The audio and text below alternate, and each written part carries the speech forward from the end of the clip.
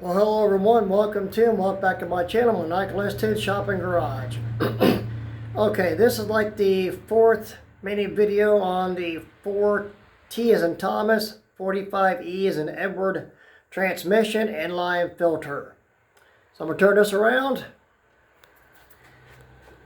And here's what I'm going to try and use now. I'm darn near sure now this is going to work out.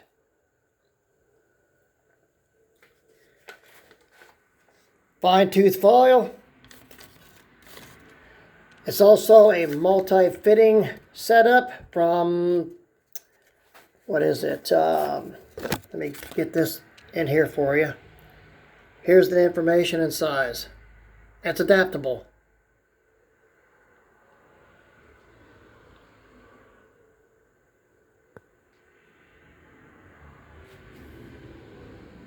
One more time.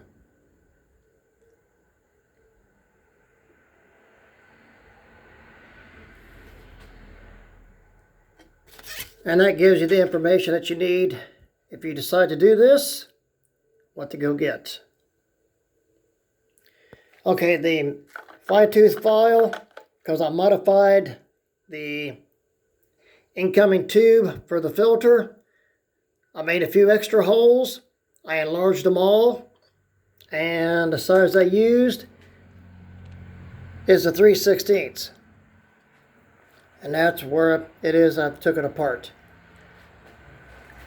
Block of wood, the vice grips, gently clamp onto the threaded piece at the short thread end. And I'm going to put this back together and put it on and see what we've got. So give me a second. And here it is back together. Just put it back together the way you took it apart. That's all it takes. And we're going to go out and put it on and see how this does. This is a hard plastic rubber seal, and this all should seal and hold up a lot better than the all plastic one did. So I learned a lesson. Counting the tow bill, $1.50 or $150. So far, two gallon, which is 8 quarts of trans fluid. I bought another one just in case and see what we got. This is better. The alternative is buy another transmission, have it rebuilt, swap it out, or junk the car. So I'm doing it this way. So let's get out to the car. And I'm using the 3/8. Oops. Sorry about that. I'm using the 3/8 ends. And there's what I have left in case something else comes up. And for what I've already done, powder house dry, just what we want. But I've learned a lesson on the all plastic fuel filters. Doesn't work on a trans line. I don't know of any vehicle that has a inline trans line filter. This is the first for me, but I'm doing the modification. Okay, let me get this swapped out. Okay. It looks very similar, and it is. Now we're going to give us a crank over X amount of times and get her full of fluid and see what we got before we start her. Okay, here we go.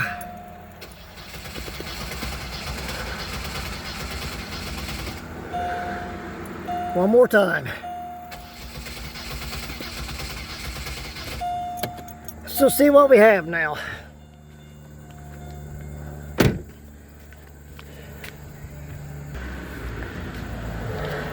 I wiped the hoses off just to make sure on this. We're going to give one more crank over and recheck.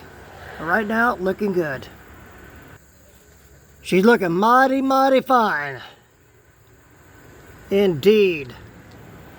I believe I've got this one solved now. So let's get ready to get the air duct back or air tube back on and start her up.